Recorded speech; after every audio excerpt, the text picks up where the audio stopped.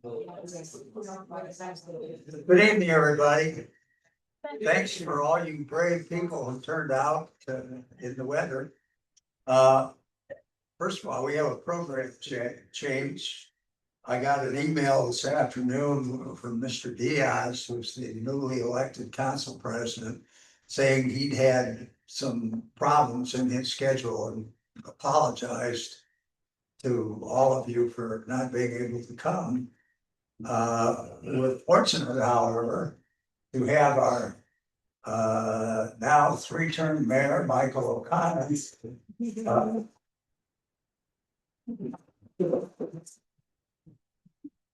When I got to Frederick back in 2005, there was a young guy named Michael O'Connor who had a program on the local cable channel where he interviewed politicians and discussed local politics.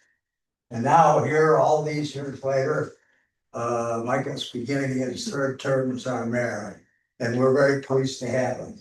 Michael?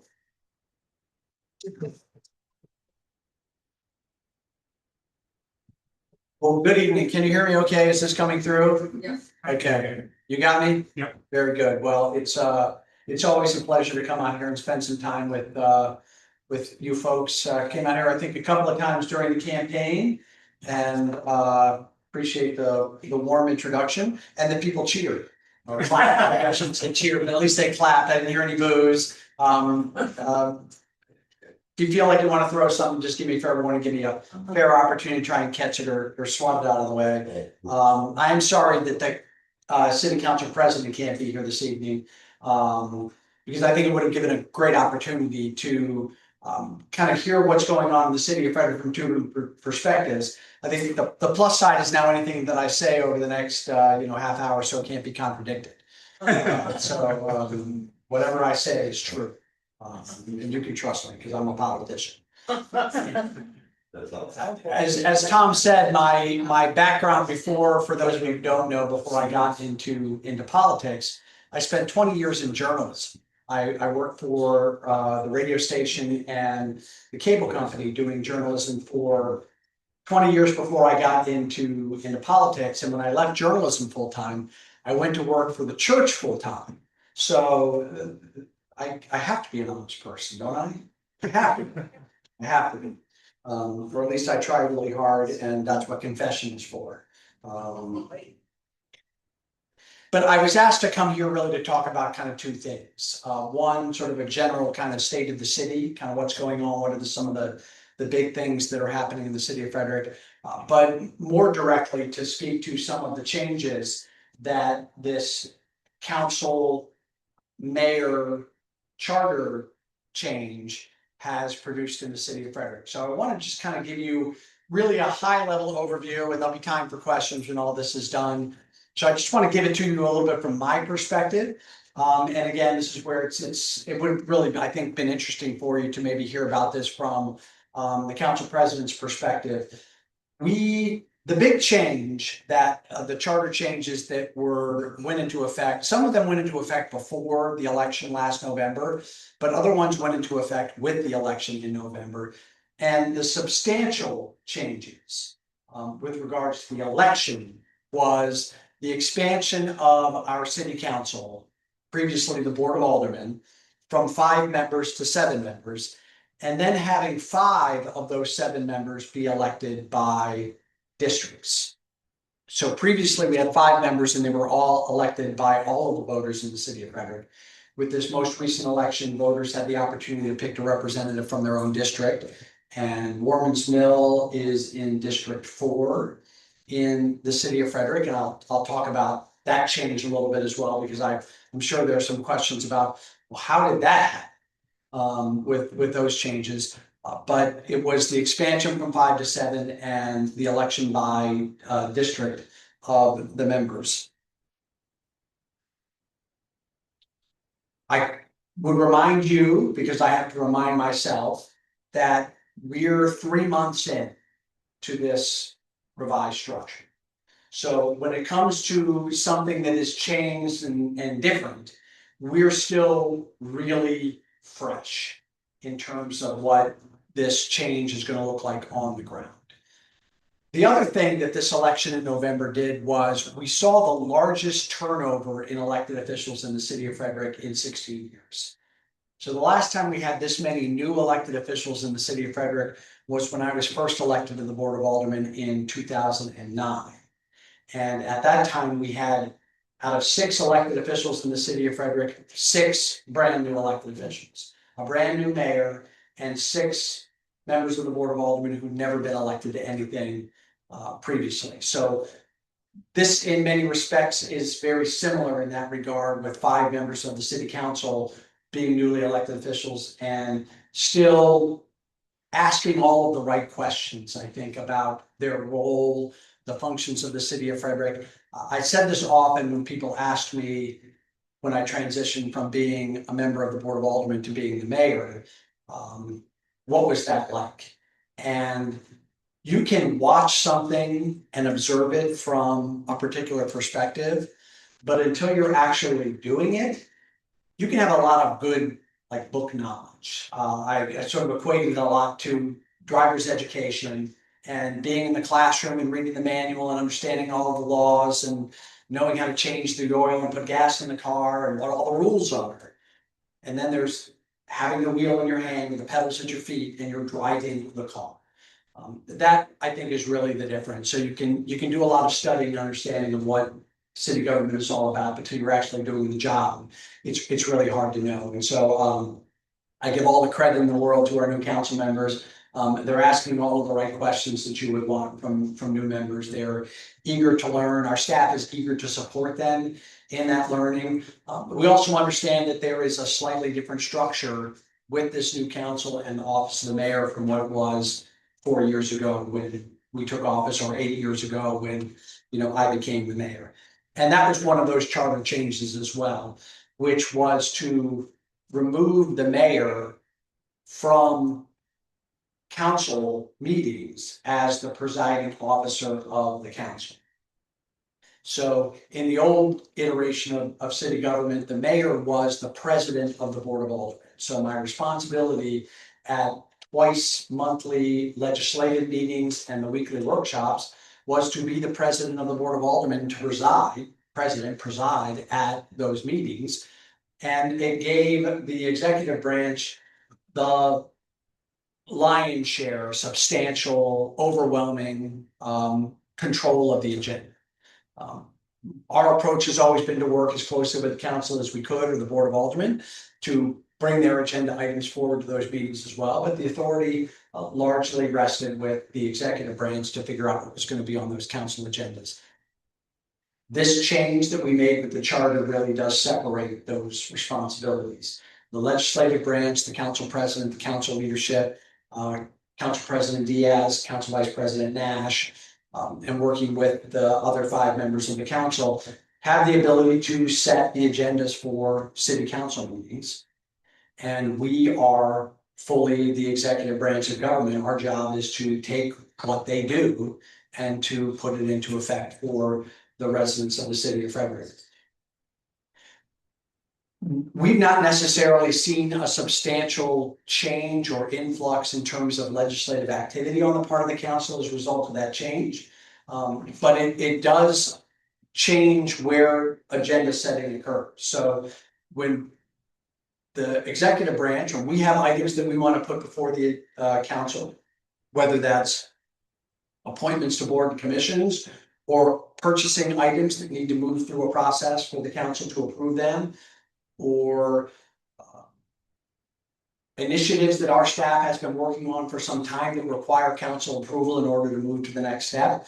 We now meet with the council leadership on a regular basis, talk to them about the things that we want to put on the agenda. And the agreement that we have between the council and our office is that if the mayor's office asks for something to be placed on the agenda, that they will place it on the agenda. That's very similar to the process that works in Annapolis, for example. The governor will put forward a legislative agenda, but it doesn't get stopped at the door. there is a recognition that the governor's agenda, and I appreciate there's this recognition in the city as well, that the mayor's legislative actions need to move forward to the council. And so those are sponsored, for lack of a better word, by the council president, but they will appear on agendas at the earliest possible opportunity. So at least in the short term, what we've not seen is a substantial change in the way in which legislative activities and those items that require the council to vote on things, to see those move forward. The biggest difference is I'm not in the room when they're having that conversation. That requires a different level of intentionality on my part and on the part of the staff to be aware of what it is that the council wants to have conversations about, to provide the support that we can provide from an executive branch perspective, because aside from a very small staff to support the city council, the lion's share of the employees in the city of Frederick work for me. The way our charter is written, we have a strong full-time mayor. This is my full-time job. We're one of 157 municipal governments in the state of Maryland, and 154 of those municipal governments have mayors who have some other job besides being the mayor.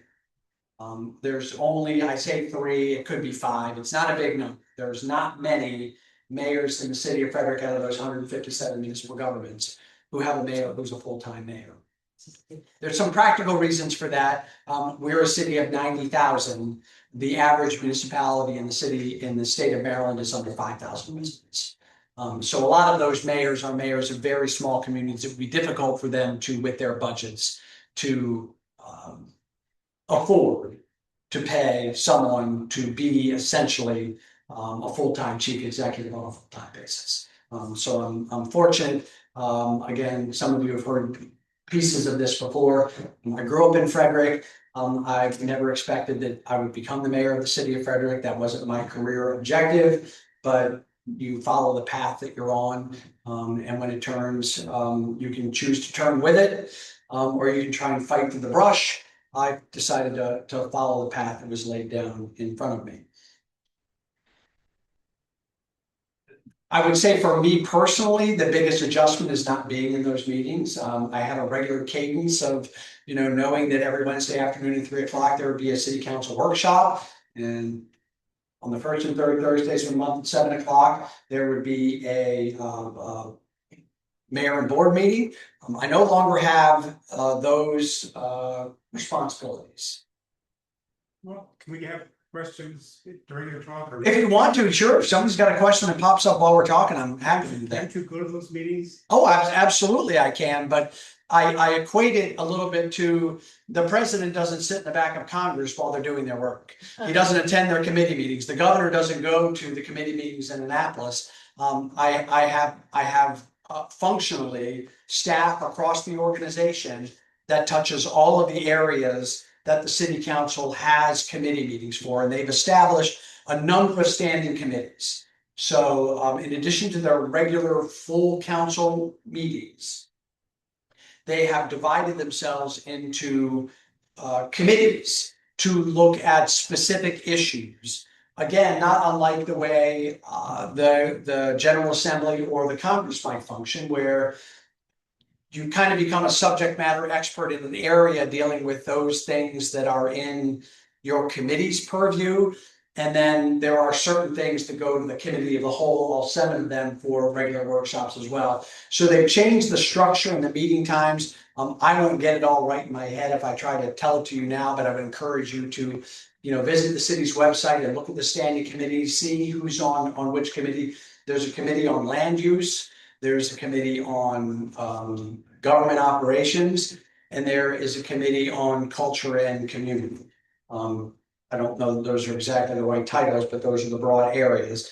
A different council person chairs each of those committees. I believe that your specific council member who represents this district now, Joe Atkins, has been put on the committee that deals with land use issues. As you may know, Joe was a former director of planning for the city of Frederck for a number of years. So let me talk a little bit about that as well, because I know that might be a question that's coming up, is how did Joe get to be a council member when we just had an election in November and he was pretty soundly defeated at the ballot box? And I'm not saying anything that Joe doesn't know. Joe would agree he was soundly defeated at the ballot box. This was one of those areas where putting the charter review committee together and then having the charter review committee look at the entire charter and pick out areas to make changes. They made a series of recommendations, 18 or 19 of them, and they handed that to the at time Board of Aldermen to look at. And the Board of Aldermen considered the changes that were given to them by the committee and did not in that moment consider expanding the scope of what the committee had made recommendations about. And there was no recommendation that came from the Charter Review Committee, so therefore it didn't get taken up by the board to look at the process for filling vacancies in the event that there was one in the city of Frederick. I can remember when I was first elected to the city council, to the Board of Aldermen back in 2009, that one of our first steps as 5 new Board of Aldermen members and a new mayor was to walk through the charter and the code and really try and understand. And we had looked at that provision on filling vacancies at that time. And that's where the language got written that the next highest vote getter would fill a vacancy. And it was done under the idea that if you'd recently had an election where 10 people were on the ballot and 5 of them had been elected 1 through 5, and something happened to 1 through 5, or one of the 1 through 5, that there was it made a certain amount of logic that you just take the next person, if you just recently had election, to fill that vacancy. Certainly no one expected a member. We have not replaced a sitting elected official in the city of Frederck since the 1980s due to either resignation or, in Scott's case, resignation and illness as a result of illness.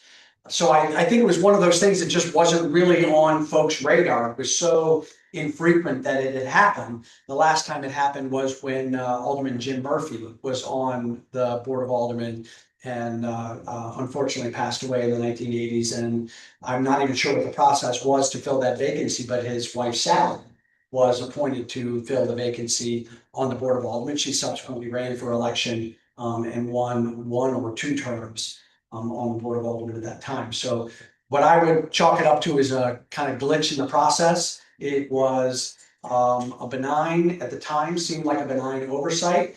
I think when it actually manifested itself with a council member actually having to step down for health reasons, and then to have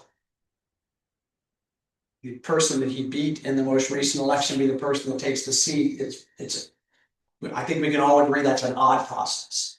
And so I think the council wants to take that up and consider it. I would say the good news from my perspective is that when it comes to local politics, while we run in partisan elections in the city of Frederick, and I think I certainly heard from a lot more Democrats in the city who were upset that a Republican was filling a vacancy on the city council. These issues are not often, the issues that we deal with at the local level are not often so clearly or obviously partisan in the way in which they get resolved. So it's certainly, I think, a less than ideal situation for how you would fill a vacancy, but if it was going to happen anywhere, to happen under the conditions that we have in local government, and frankly, with the kind of candidate that Joe was, and I would say this was true for all of the Republicans that ran last year in the election, people were going to be able to work together, regardless of whatever their party political differences might be, just because of the nature of those processes. So, the intention behind going to districts was to make sure that a city that's growing, and I've always believed that at some point it was going to be time to shift from an at-large system in the city to have districts. I was never certain about what the right trigger point. I can tell you of those 157 municipalities in the state of Maryland, there are ones much smaller than us. Some of those municipalities that have only 1,000 or 1,500 or 2,000 residents have districts in those communities. They elect their membership, representing 2 or 3 or 500 people in the neighborhood from a district perspective. But I would say at 90,000 residents in the city of Frederick, we're not too small to have some district representation. I think the intention behind that change was to make sure that you all in a neighborhood or even in a larger section of the city knew that you had somebody in City Hall who specifically is available to work on your community, constituent, neighborhood concerns. in the city of Frederick. And so I'll just say the jury is still out again. Grace, they've been in office under this structure now for 3 months. And so I think we're still not quite sure exactly how all of it is going to work out. We're 12 years into a county government where we elected council districts at large. And I think we're seeing, even at the county level, 12 years in, there's still work to be done to fully understand how that process is going to work on behalf of the residents. We're still, in some respects, building the plane as we fly it. I'm going to leave it there in terms of the charter changes. But again, certainly if there's any questions specific about any other aspects of the charter changes you might have heard about that you want to talk about, what that impact or what I'm seeing from that impact, I'm certainly happy to share that with you. But if it's okay with you, we can always come back at some point later on. I want to give you just a sort of a high level overview of some of the big things that are happening in the city of Frederck right now. And I was sort of given talked about this with my staff, and they gave me a numbered list with 1, 2, 3, 4, 5, 6, only 11 items on it. That's all. But I'll talk about the last one first, because I would say there's probably no bigger thing that we do in the city of Frederck on an annual basis than pass a budget. And a budget is a plan. It's an intention about how we're going to take the dollars that we collect from our residents and deploy them on behalf of our residents. And in any given year, if you assume that most of the things that you've been doing on June 30th are things that you're going to continue doing on July 1st, there's a sort of exercise where you're turning the page from one fiscal year to the next, and much of what's in that budget document doesn't change, because the lion's share of our expenditures in city government are our employees. We're about 600 and change full-time employees and another 200 part-time and seasonal employees, and they are the people that do the work every day on behalf of our residents. They're the 158 sworn officers and the 80 or so back of the house civilian staff at the police department. They are the Department of Public Works that fixes water main breaks and plows snow and keeps our parks maintained and manages facilities all across the city of Frederick. There are water and sewer department employees. It's our parking department and our finance and economic development, our lawyers, our human resources. It's our Department of Housing and Human Services, the department that administers services and support the food bank, the community table, we used to call the soup kitchen, to our residents that are most in need. They're the people that do the work every day. And from June 30th to July 1st, when the fiscal year makes a change, we're not changing that out. We're not having a conversation about whether we're going to have a police department or not have a police department. We're going to have a police department on July 1st. And so most of the functions of government don't change from June 30th to July 1st. So that turning of the page is about fair compensation and cost of benefits. And I can tell you, with the budget year coming up, we've gotten the information from our health insurance provider, and we're in a much better position than a lot of other local governments are. We're seeing our health insurance costs in the city of Frederck go up between 12 and 15%. So we're in a war in the Middle East. I don't know what that's going to do to our gasoline prices come July 1st. We know what it's going to do to our gas prices between now and July 1st. They're not going down. It's going to cost us more. We aren't necessarily budgeting for higher gas prices in fiscal year 27, but we're going to have to pay for higher gas prices in fiscal year 27. So once you take kind of the have-to-dos off the pages, we look at what our new revenue potentially will look like. And that comes from a combination of a reassessment of real estate in the city of Frederck, plus new properties that come on the tax rolls. And that amount of money is the amount of money that we have available to think about new programs, to do new things in the city of Frederck. That is a smaller number for fiscal year 27 than it has been for the last 3 fiscal years. We are on a 3-year, all of you who are property owners know this, are on a 3-year assessment cycle. And the most recent property tax assessments for the city of Frederck, for all properties in the city of Frederck, just happened this past fall. So the new assessment notices that you got, Merry Christmas, Happy New Year, basically sets the foundation of what our budget is going to look like from a property tax perspective for the next 3 years. And we get about 80% of our revenue from property taxes. And I will tell you that that's not because that's the way we want. That is because that's what state law says we get. We are not authorized under state law to receive sales tax revenue. It may get shared with us through the state, but we do not have any ability at the city of Frederck to directly receive sales tax revenue in the city of Frederck. We cannot set any kind of assessment on lodging taxes. So the hotel tax that gets collected by the county and gets used for those purposes, the city has no ability to tack on our own 0.5% or 1% or whatever and have that come to the city. We're not authorized under state law to collect that. We do not have the ability to collect excise taxes on cigarettes, on alcohol. We managed to get a teeny tiny bit of revenue from cannabis sales in the city of Frederck. That might be $25,000 based on a teeny tiny percentage of cannabis sales in the city of Frederck. And so I'm not encouraging people that they should smoke more cannabis so we get more money. We get a teeny tiny piece of that. One of the things that municipal governments all across the state of Maryland are asking the General Assembly to look at is the revenue models that work for local and state governments in the state. The last time the state did a comprehensive review of the revenue policies of the state of Maryland and what that looked like for municipal governments that resulted in a change.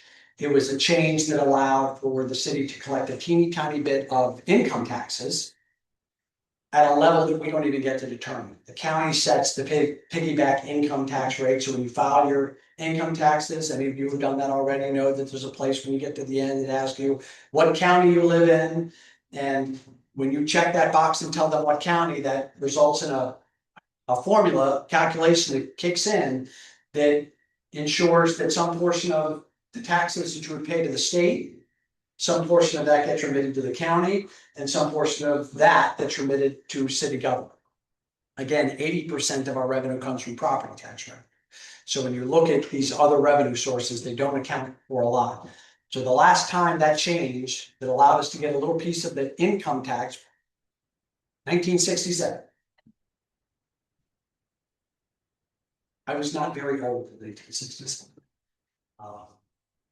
It doesn't seem like once every 60 years is too often to look at revenue structures. Because if we were able to look at the other ways in which the city, we're a growing city and we're very attractive from a visitor and tourist perspective. If there were more ability for us to recover revenue from visitors, sales taxes, what people are willing to pay for a night out of dinner. My promise to you is that if we had more ability to assess taxes in other areas, that we would lower our property tax rate accordingly. And that would be a direct way in which we could make housing more affordable for the people who live here. But we are so dependent now, and I talk about that turn of the page from June 30th to July 1st on property tax revenue.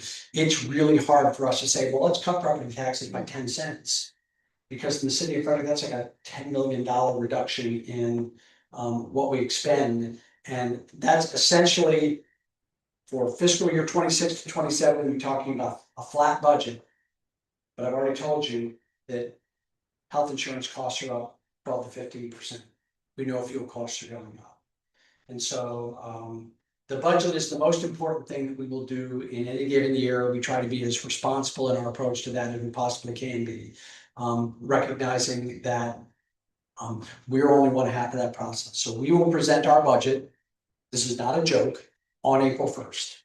That is the date that the charter says that we are required to submit balanced budget to the city council, and then they will begin a process of holding hearings and meetings. There'll be information on the city's website about when those meetings are, the opportunity for the public to weigh in. There's always a budget feedback forum so the community can weigh in with their thoughts on what they want to see the council consider in that budget. So how we spend your dollars on your behalf is the most important thing that we will do in any given year. And I will tell you, trying to ensure that we can do that in a way that makes 90,000 people happy is a piece of cake.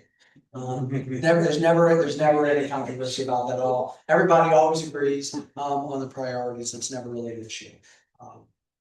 But I think that's just, you should be aware. So April 1st, we've essentially finished what we can do on our side. It's now kind of in the hands of our budget office to do what they need to do to put the papers together and to actually build the document. But look for that document to come out April 1st.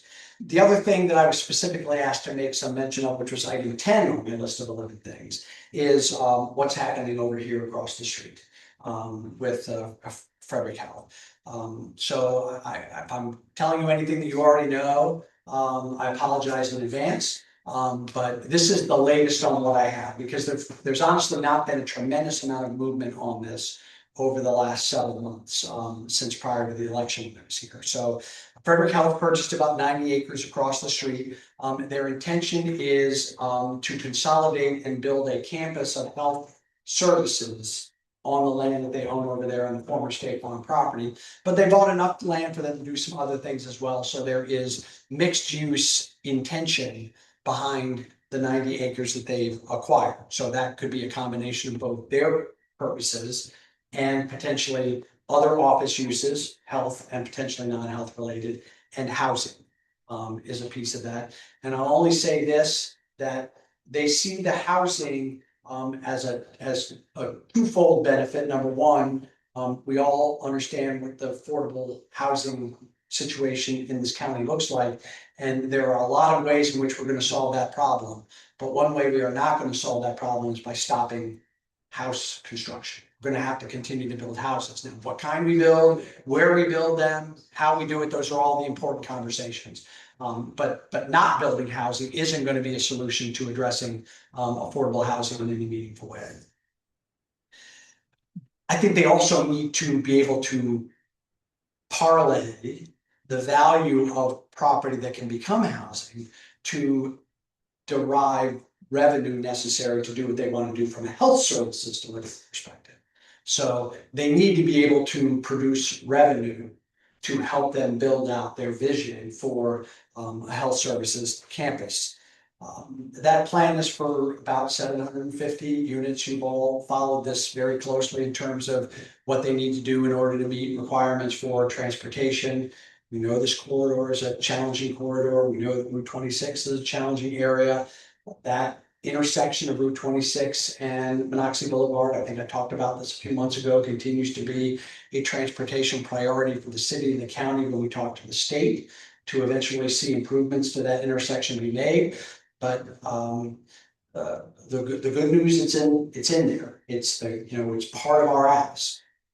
The bad news is that Route 15 has been an ask for 20 years. And we're in line to get construction funding in fiscal year 2028 to move that project forward. So these are long conversations. These are long haul discussions with our state and federal partners, because the city and the county cannot lift the cost of these transportation projects by ourselves. We have to work in partnership with the state and the federal government in order to make that happen. Their intention is for what they want to do over there is to have about 15% of that to be residential from a land use perspective, so that the lion's share of the property is going to get developed into this health services campus.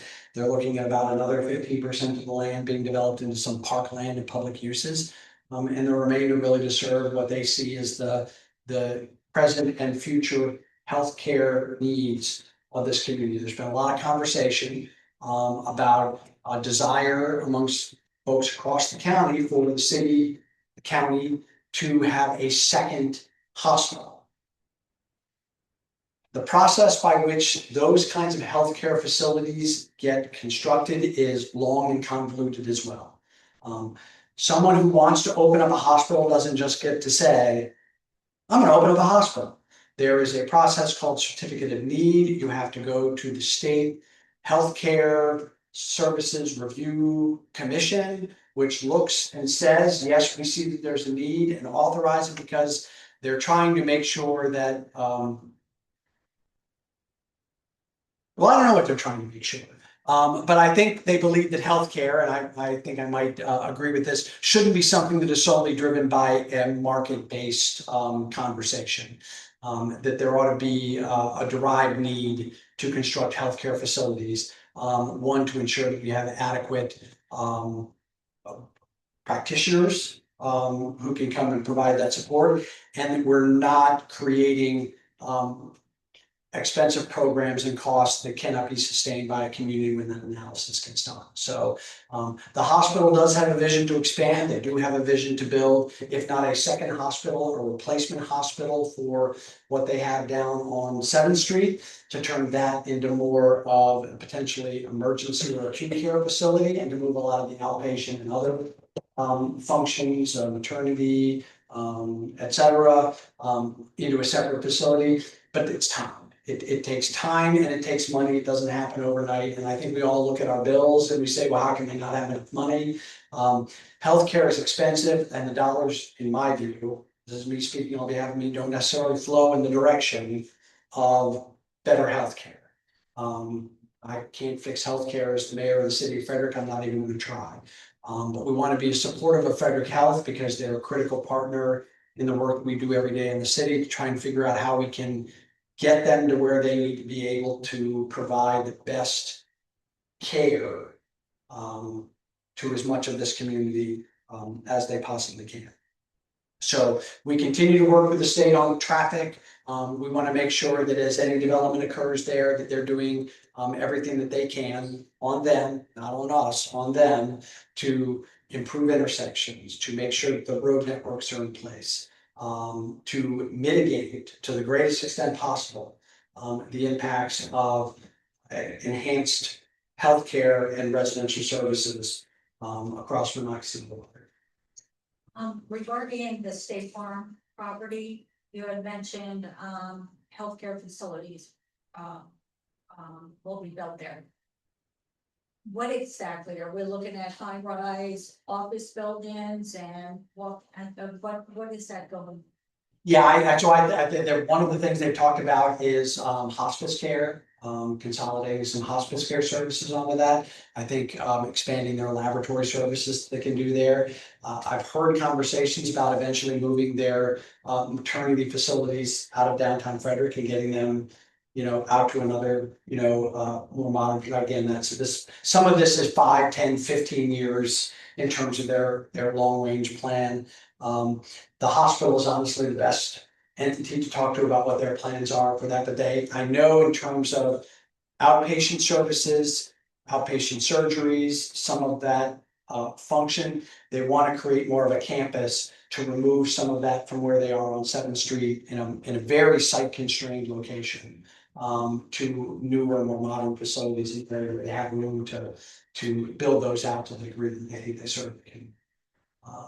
I'm not here to shill on behalf of the hospital. I'm only going to tell you what I know about what they're doing, and which, if you're looking for somebody to come and talk to you about what the healthcare system's plans are, I would strongly encourage you to invite hospital leadership to come out and talk to you about, what their plans are. I can only tell you what's coming through our process, and there are approvals that remain. They do not have permission yet to do everything that they want to do. These items are still pending before our planning commission. So I just strongly encourage you to keep watching the city's website and the planning commission meetings for when those opportunities are coming. Yes, sir. Mr. Mayor, there's been a lot of talk on the affordable housing front about speeding up the construction of housing by examining and relaxing rules and regulations that seem to impede a smooth flow of construction. Can you talk about what that means from your perspective as mayor of the city? Michael, would you repeat that question so that people? Sure. So the question is, one of the ways to address affordable housing that we talked about is how do we speed up the ability of development to sort of move through the process? And what my position as the mayor might be on, I guess, tools and methods that might, What's under consideration? what's under consideration. So I would say I don't want this to sound like a cop out, but I would say everything's under consideration. I think at this point, we're not taking anything off the table.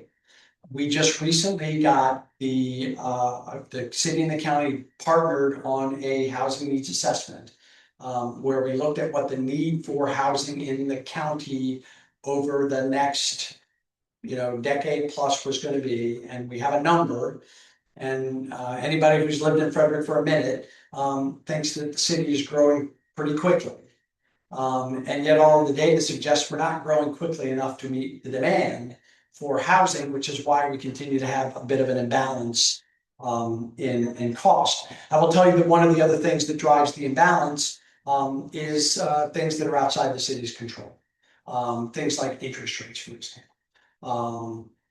Interest rates right now, I think they might have momentarily a week ago, maybe fallen under 6% for 30-year fixed mortgages. That's where interest rates were in 1993 when my wife and I bought our first house. A very what we thought at the time cost-effective townhome in Brunswick.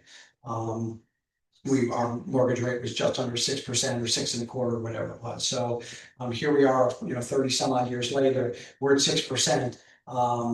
Then it seemed okay. Now it seems really high because we had about 20 years in between of interest rates that were under 3%. That's when my wife and I refinanced a few years ago at 2.5. So one of the challenges in the market is we're not going anywhere. We've got a really nice house that's too big for the two of us, but 2.5%, we're not selling anything. There are, sorry to interrupt. No. There are regulations, federal, state, and I'm sure local, that kind of back on top of each other. Regulations put in place for good reason at the time, and have become more burdensome than effective in preserving the safety and health of residents. And I'm just wondering what kind of regulations the city has control of that are being actively examined.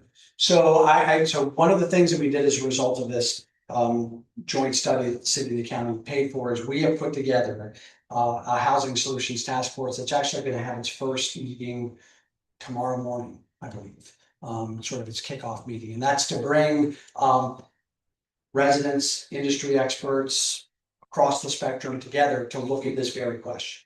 What does the city have in its toolbox that we could adjust and not have a negative impact on life safety and health, welfare of our residents? I think you're right. I think we, over the years, it's a bit of the sand, a little bit of sand over a long period of time, but at some point it's a lot of sand. If they're individually, they're little things, but they compound over time.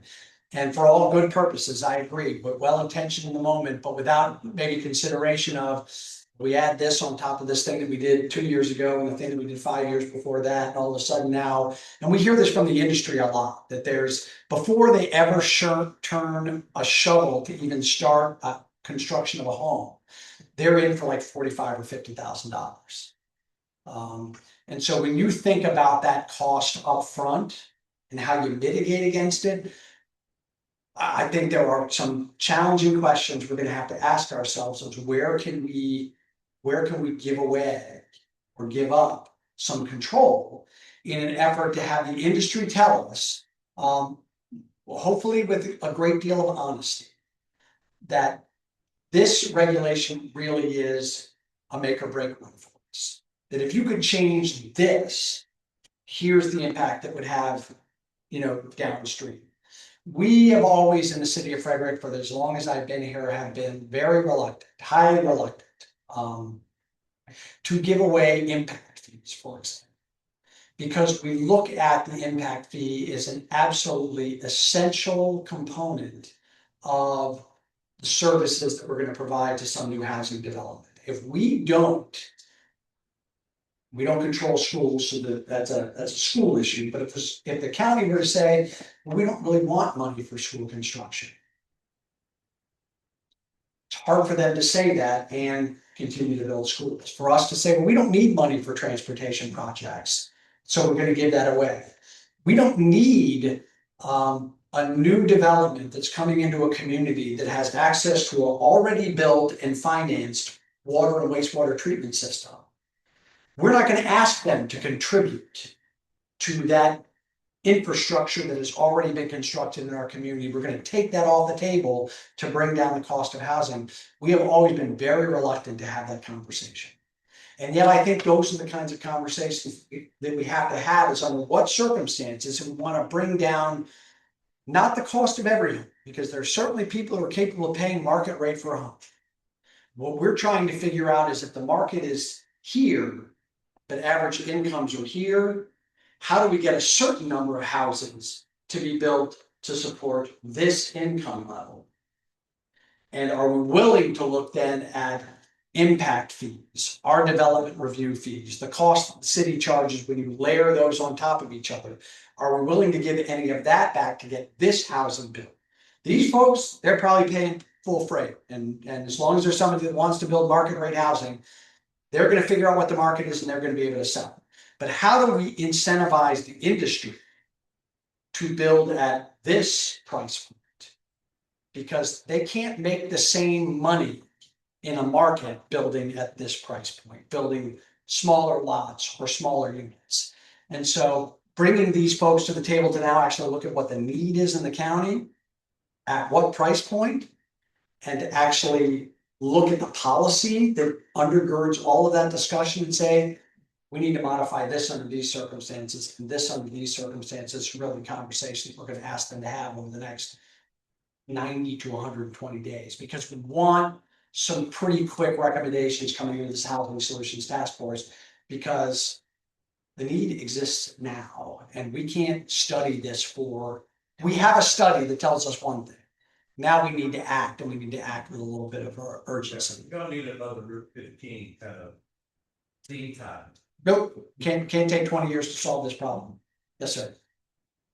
Right now, developers have two options on their responsibility: build affordable housing. They all choose to pay a fee rather than build the housing. Is there a reason for that provision of the law to remain there? Does it serve a purpose? Well, I think at the very least, the conclusion one could draw from that, and I guess you could draw more than one. The conclusion I draw is that fee is too low. That it's too low. The fee is too low, because if someone is given a choice to build something or pay a fee, and they're choosing every time to pay the fee, then you haven't actually given them an honest choice. I mean, all of you weren't raised by my mother, but I'm sure your mothers did the same thing. There's one piece of cake left and two kids want it. And the conversation that always occurred when that happened was, well, one of you cuts and the other one chooses. When that is the choice, the person who is cutting is trying to cut that as close to 50-50 as they can get, so that they don't get stuck with something that they don't want. That fee is not a 50-50 cut. We've set a fee that's too low, and the industry has said, yeah, that fee's so low, we'll pay the fee because it's cheaper for us to pay the fee than to build the unit. So I think we have to look at either getting rid of that fee altogether, or setting that fee at a level commensurate with other conversations about the cost of building homes, to make that a more honest choice for the industry to decide. It's a bit of it's a challenge, because what we don't want is to create a scenario where the building stops altogether, where we've now done something, we pulled the wrong lever, and the industry says, well, we're not building in Frederick County.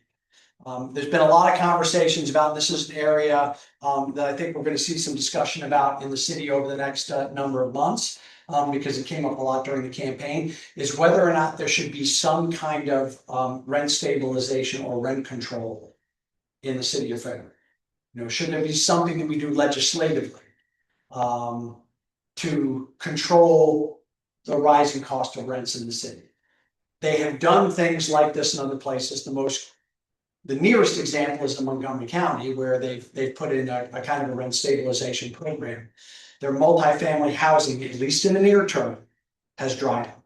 Multifamily housing developers are not building in Montgomery County now because they're doing the math and saying, well, if I'm restricted on how I charge rents, then it's no longer worthwhile for me to build those units. And so a seemingly well-intentioned affordability concept is having an unintended negative consequence because the market is no longer responding to any need in the rental area. So these are the kinds of challenging conversations we're going to have in the next 6 months, I think. I'm curious where the fees that have been collected have been used. Is there guidelines for how those fees have been used? Or There were are. used? There are. We have used it's a moderately priced dwelling unit ordinance, and it goes into the city's housing fund. And we have used that housing fund money to assist with acquisition of permanent supportive housing units, transitional housing units.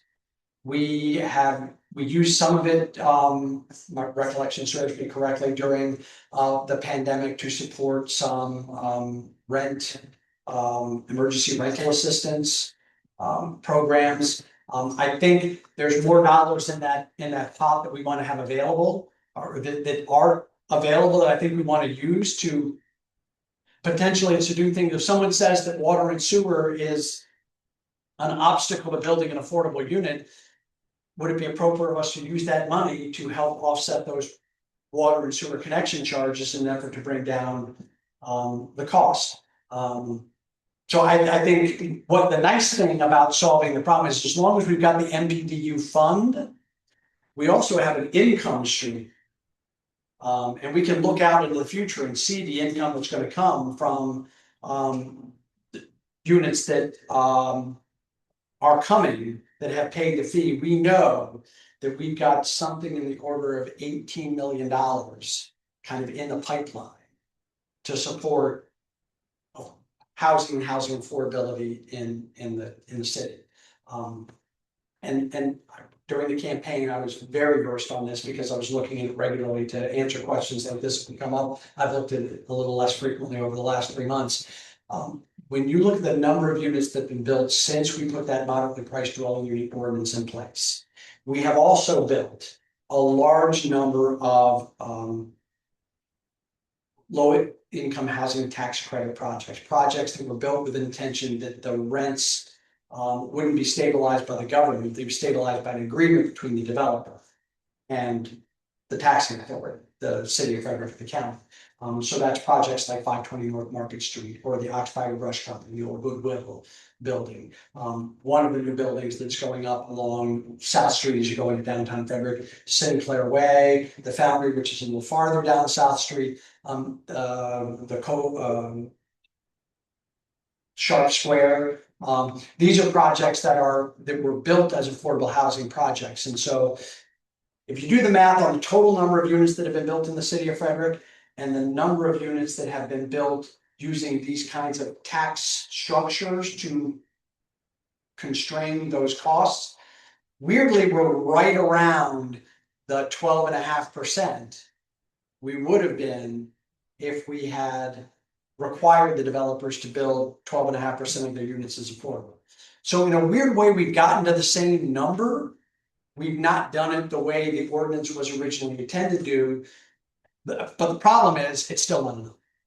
What we now know is the 12.5% isn't the right number. That number needs to be substantially higher than 12.5%. People often talk about rent control and rent stabilization. And this is just one tool of many tools that can be used for housing. And as a person growing up in New York City where there was rent control and rent stabilization, I can tell you one thing: stay away from it. It is horrible. And then some people may feel, oh yes, my rent is frozen for a couple of years, but in the long term, 20, 30, 40 years, it is a disaster. And New York is still paying the price of it. So ever since the end of World War II, they put rent control in. And even now, how many years is that? A long time. That was a minute ago. Yeah. It is the worst tool that you could use. I'm sure that they could be creative in other ways, but rent control is a disaster. And I would say on that, I mean, I think when I say everything is on the tables, I think we have to have conversations about all of these things. Because we're not gonna come up with one magic solution to address this issue. It's gonna take us 20 or 30 different good ideas, each of which might produce an amount of affordable housing, because that's the piece that particular project needed to get over the hurdle. My caution to anyone, and particularly the biggest advocates who are in this sphere of affordable housing, is we're not going to come up with a magic solution that's going to fix this problem. It's certainly not going to be fixed overnight. We're building. I think the last couple of years we were 11 or 1,200 units a year, and I think the idea is that we need to get to more like 14 or 1,500 units a year to get to the number that we want to get to. We're not talking about an enormous expansion in the number of units, but it's going to take a lot of different. It's going to take a lot of different ways to do that, and we can't lose sight of the fact that the community has opinions about this as well. So no matter how much we want to talk about the need for affordable housing, these are policy decisions that the public is going to have to weigh in on. And it can't be damn the torpedoes, full steam ahead, we're building all this affordable housing whether people want it or not. And the political realities are elections are won and lost based on the policy positions of the people who are running. And if the public decides that they want something different than what their elected officials are talking about, if they hear something different in the boardroom and they act contrary to those decisions, they might get a short-term political win, but they'll be out of office in 3 years. So, that's there's a constant political trade-off of good policy making on behalf of the community, and being responsive to the needs of a community. And this one is pretty diverse, increasingly diverse by the day. Has there come a point where Frederick says enough is enough? We have too many housing units going up, too much, it's too congested. Our infrastructure can't handle it, and because I almost feel like we're there now. Yeah, I think you've asked in some respects, going median price of a house in Frederck, you've asked a $500,000 question. I am of the opinion, I want to resist the aphorism of, if you're not growing, you're dying, because I think that's a gross simplification of this dynamic. But growing communities have to ask themselves serious questions about what their future looks like 10 years from now. Are we growing out? Are we growing up? Are we increasing density? Are we enhancing public services? There is a breaking point. And I would suggest that the absolute breaking point is, do we have water and sewer capacity to serve the residents who are coming here? Today, that is not a problem. So when we talk about adequate public facilities, the presence of adequate water and sewer for me is the absolute go, no-go conversation. If we cannot provide new development with the sufficient water that they need, whether that is a new house, whether that is a new biologics manufacturing facility at AstraZeneca, whether that is a new data center, whether that is a new Amazon distribution warehouse, whether that's a new CarMax, whether that's a new Chipotle. If we can't provide them with the water that they need, and we have to be thoughtful about that allocation and what it looks like, because we cannot allocate all of this very valuable finite resource to a single use that doesn't help us meet broad economic development objectives. So we have to make sure that as we're looking at our water capacity, How much of that water capacity we want to go to housing? How much of that water capacity do we want to go to employment? How much of it do we want to go to services or hospitality or whatever it is? We have an ordinance now that somewhat gets into that level of granularity. It's going to become more important as we move forward to have those conversations. So that one big user, you know, based on the conversations, that big user could be a data center. We don't want one big data center to come in and eat up all of our water. And now we can't do anything else because we've allocated it all to, you know, maybe one single large use. I am not of the opinion that that's not a conversation we should have. We should have a conversation about if data centers are appropriate in the city of Frederick, where are they appropriate, under what circumstances, and what kind of allocation should we make to them in order to bring them about. We're only beginning to have those conversations in the city, but there is a water and sewer is to me the absolute. When we have maxed out on our capacity, because our water source is the Potomac River. And the Potomac River is not just our water source. It's a water source for an entire region of people, millions of people rely on the Potomac River. If I may, I just wanted to quickly hit on a couple of other big things that have happened and are happening in the city of Frederick. Maybe they'll spark more conversations, or maybe you're tired of hearing me talk, you want to go home. Either way, we broke ground a couple of weeks ago on the long planned downtown hotel and conference project.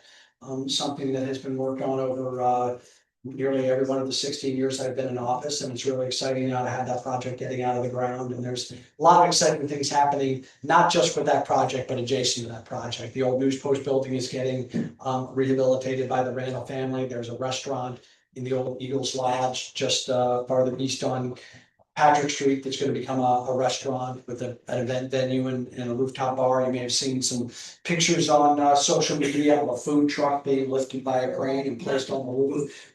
So exciting, interesting venues that are coming into downtown Frederck. That's $104 million investment in downtown Frederick. Outside of the Creek project itself, it's the largest single investment in downtown Frederick's history. And the lion's share of that funding, because I know there's been some controversy about some of the public dollars that are flowing into that project, 80% of that funding is the private sector.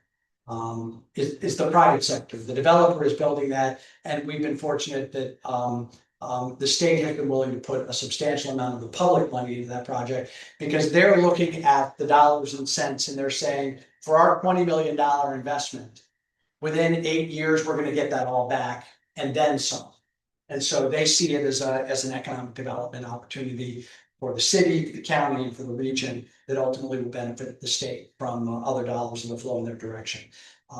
We just were recently notified of a federal allocation for a youth center project in the city of Frederick. So something we've been talking about for about 6 years now.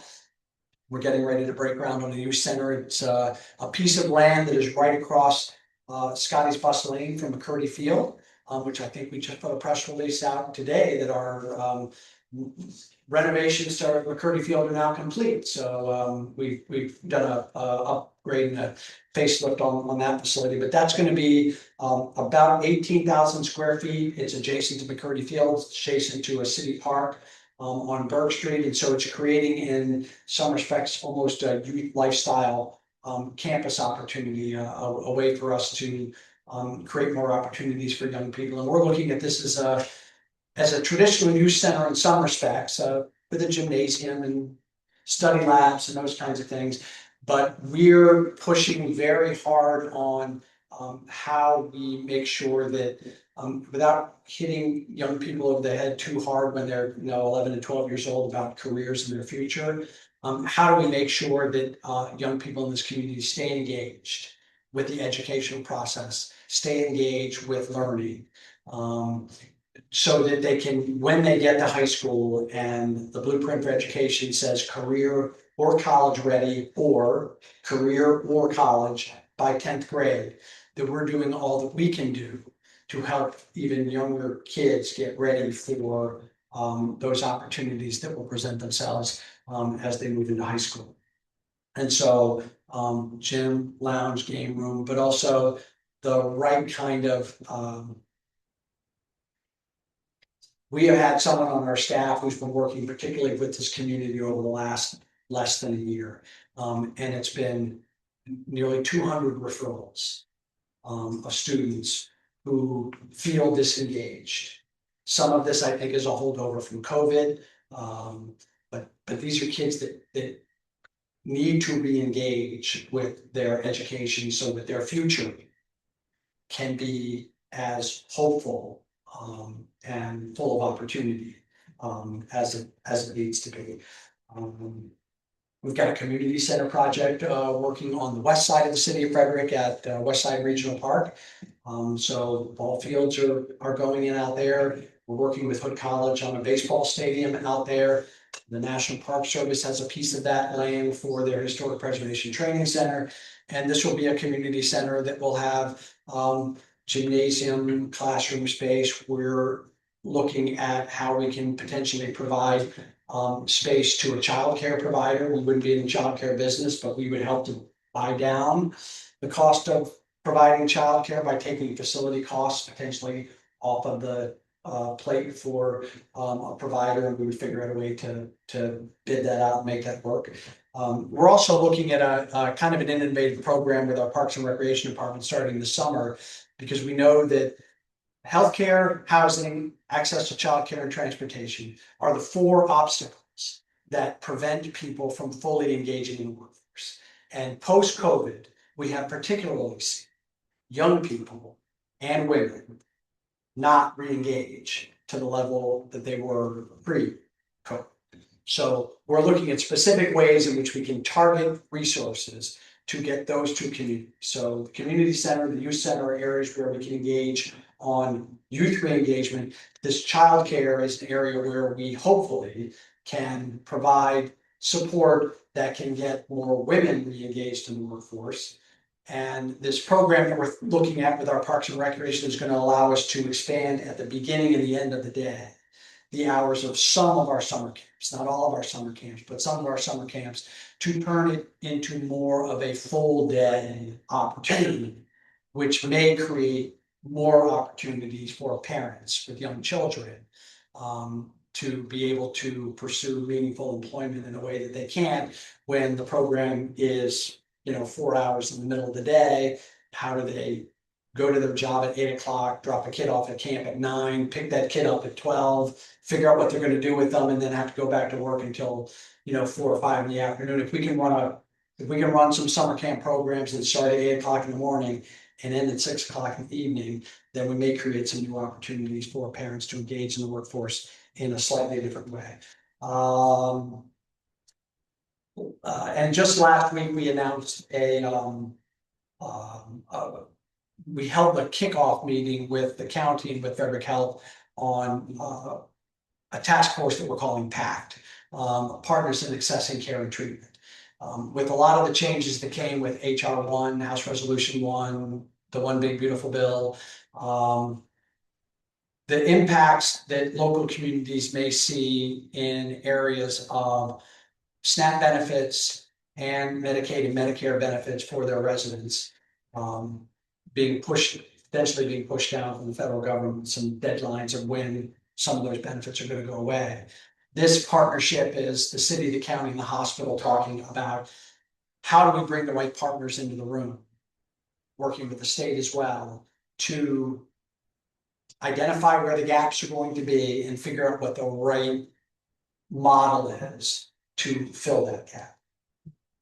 This is not a role that local government has traditionally ever needed to play. There are always certain things that I think we could look to the federal government to be reliable partners on.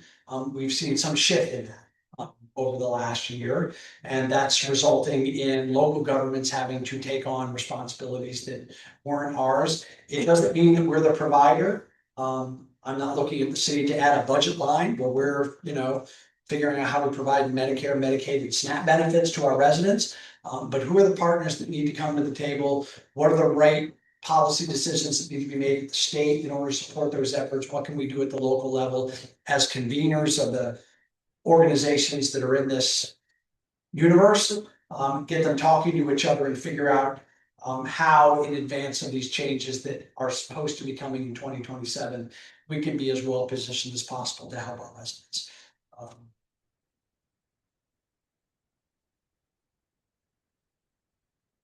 And we got $40 million from the state to renovate our stadium to bring affiliated minor league baseball back. That's kind of a big deal for me. I'm a sports guy, so I love that stuff. Any last questions? We'll take it. So, Okay, I have a question regarding the replacement of the parking meters downtown. And the expansion of parkmobile app on places where there are not parking meters before. And the fact that now every time you pay for parking, you have to pay 50 cents surcharge. Because that's how it works with parkmobile. I do volunteer work at St. John's, where we have poor people coming in for St. Vincent de Paul. They could always park, there was always parking there, and they could park. Now there's going to be this parkmobile app. I called the parking department, they said, well, people along this street were complaining because of the Visitation Hotel. Well, every time I went past there, there was plenty of parking on Second Street. All the days I would go in to do my volunteer work, and if they enforce the 2-hour parking limit that was there, it wouldn't be a problem for the residents. And I have a friend on Third Street, the residential street, and she said they plan on putting it on her street. I want to know who made this decision and why. Well, I'll take the blame, because at the end of the day, no department implements, policy changes and these kinds of big changes if I'm not aware of what they're doing and don't sign off on it. If we had concerns about it happening, then we would pull back and we would say no. So I'm feel free to blame the mayor, because at the end of the day, it's on my watch. Downtown Frederck is a very complicated ordinance. It is the home to thousands of permanent full-time local residents. It is one of our strongest commercial areas in terms of visitor interest and spend, whether those visitors are people who are coming to us from Pennsylvania or Delaware, or whether they're visitors who are coming to us from Emmitsburg for a day to come and have lunch in one of our restaurants or shop in one of our shops. It is also home to about 300 to 400 businesses. And so the parking system, and it is a system, a combination of places where you can park for free, to places where you can park with a permit, to places where there were meters, to the parking garages, are a system that has to function on behalf of all of those disparate users. And one of the most common concerns that we have heard over the last number of years, as Frederck has become a more desirable place for visitors, is that it was becoming a place that was harder for people who live downtown to find convenient parking if they were not fortunate enough to live in a residence downtown that had off-street parking. And so the decision to remove the meters is multifaceted. Number one, it is a trend across this country to take that antiquated technology and get it off of the streets. They break down, they don't work the way they need to. It requires 2 people walking around daily, emptying meters of the change that goes into them. And that's a safety issue. And one of those people one of those persons is a police officer in the city of Frederck. Generally a police officer who's been placed on light duty for whatever the reason is. So managing a parking meter system is a time-intensive and costly endeavor for the city of Frederck for a whole variety of reasons, and communities all across the country are getting out of that business. So we're actually a little bit behind the trend of removing meters. So the conversation then is, we're going to remove the meters, then what does the parking system look like in its place? And this idea of going to a technological solution, and I will confirm again with my own experience with this, as I used Park Mobile a week ago to park in a formerly metered space in downtown Frederck, and the charge was 50 cents to park there. It wasn't a charge to park plus a 50-cent surcharge. It was a 50-cent charge to park in the parking space, but I will confirm that's true. They said so when I called the parking department downtown. In Frederck, they said there was a 50-cent surcharge. Now, if the 50-cent surcharge goes to your first 50 cents of parking, then I'm fine with it. But if it's in addition to it, I'm. Yeah, so. that I don't know, I'll only say in defense of myself, I will say that parking in Fredericks is extraordinarily inexpensive. Relative to the other places that you could go in the state of Maryland and the region that you would want to go and spend it. Parking in Annapolis is twice as expensive as it is in Fredericks on the street. Washington DC, Baltimore, it's insane. And when I was in New York City, and I know we're not New York City, but I just was amused by the $100 a day parking charge to park in a garage there. So I want to be responsive to the concern, which is that every quarter, adds up, and we certainly don't want to discourage people from coming to downtown because they now consider it too much trouble to park in downtown Frederick because you now have to text a number in order to pay for parking. The garages are still available. The garages take cash. There's always spaces generally available in the garages, particularly the All Saints Street deck and the West Patrick Street deck are generally undersubscribed in terms of people being in there. Yes, it's not as convenient as being able to hopefully find a parking space right in front of where you're going. The benefit of removing the meters for residents is that our residential parking system said that, well, if you're a resident in a metered area, you get one kind of residential pass. And if you're a resident in a non-metered area, you get a different kind of residential pass. And you can't park in the other one because these are metered spaces and these are unmetered spaces. By making them all one zone type, they're all paid parking spaces.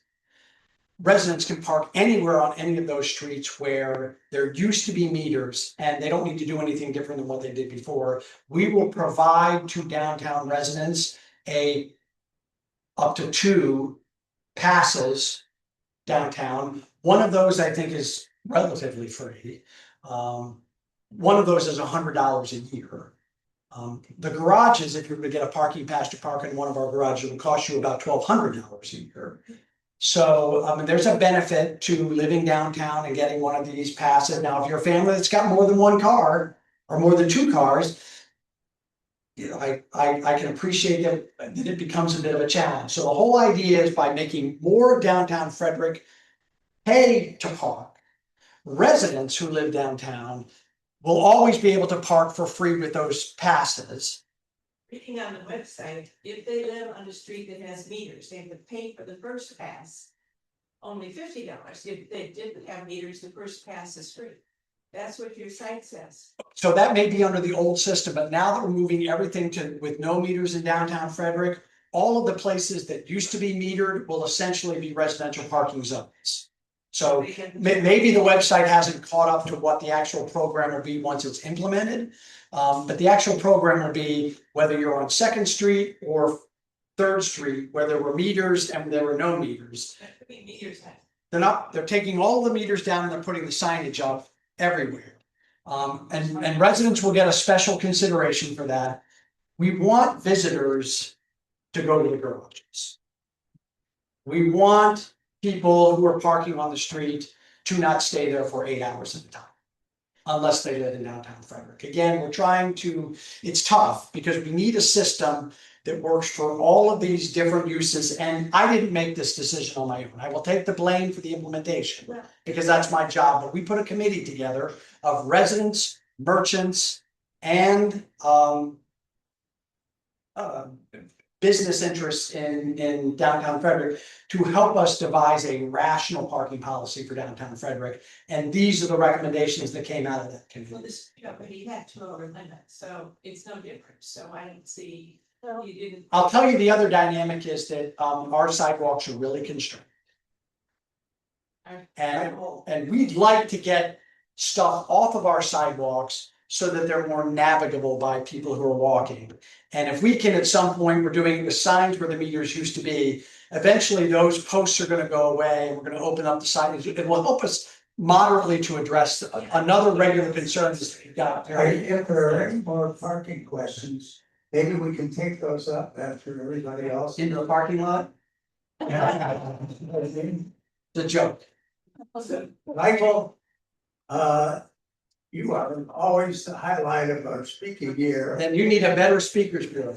And thank you so much. Thank you.